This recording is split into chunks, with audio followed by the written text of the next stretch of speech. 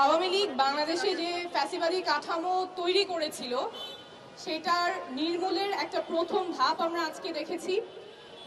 আওয়ামী লীগের বিচার নিশ্চিত করতে হবে, আমরা দ্রুত বিচার চাই, কিন্তু আমাদের ফ্যাসিবাদী কাঠামো বিলোপ হওয়ার সংগ্রামটা অনেক লম্বা। সেই লম্বা জার্নিতে আমরা জাতীয় নাগরিক পার্টির পক্ষ থেকে আপনাদের সবার সহযোগিতা চাই, সংগ্রামে আমাদের একসাথে থাকতে হবে। বাংলাদেশে আমরা যেই গণতন্ত্র দেখতে চাই, যেই ধরনের ক্ষমতার কাঠামো দেখতে চাই, যাতে জনগণের অধিকারগুলো সংরক্ষিত থাকে, সেই জন্য আমরা নাগরিক পার্টি থেকে মৌলিক সংস্কারের কথা বলছি, গণপরিষদ নির্বাচনের কথা বলছি। এই ধাপগুলো আমাদের জনতা সাথে নিয়েই আমাদের এগুলো অধিকারগুলো আদায় করে নিতে হবে, যাতে আবারও কোনো দল ক্ষমতায় এসে মানুষের মুখের ভাষা কেড়ে নিতে না পারে, মানুষকে চুপ করিয়ে দিতে না পারে, অধিকার কেড়ে নিতে না পারে। এবং সেই সংগ্রামে